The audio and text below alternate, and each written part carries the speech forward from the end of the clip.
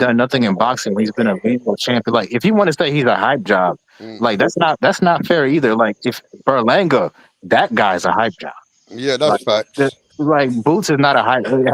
Has he reached his But Lang, potential for the but height I that Langa he's mean, at? ain't to ain't be 30 fair, years right? Let, old. let me But let Langa me ain't 30 years explain. old Let me over Yeah, he explain. ain't 35 Let 30 me years minutes. old, explain. bro. If you're gonna say that, let me explain. Because I want a one by one conversation here, bro.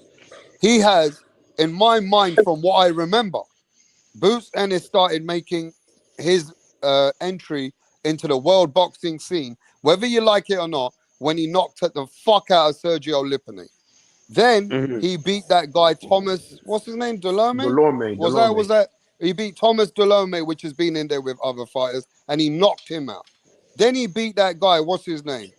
Clayton. Remember Clayton? Yeah, knocked him out in one round. Yeah, he fucked him up.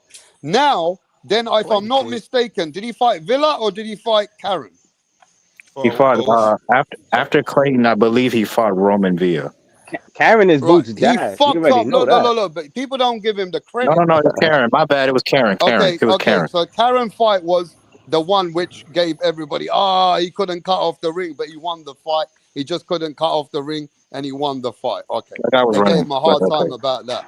Now, then it came to Villa, wasn't it?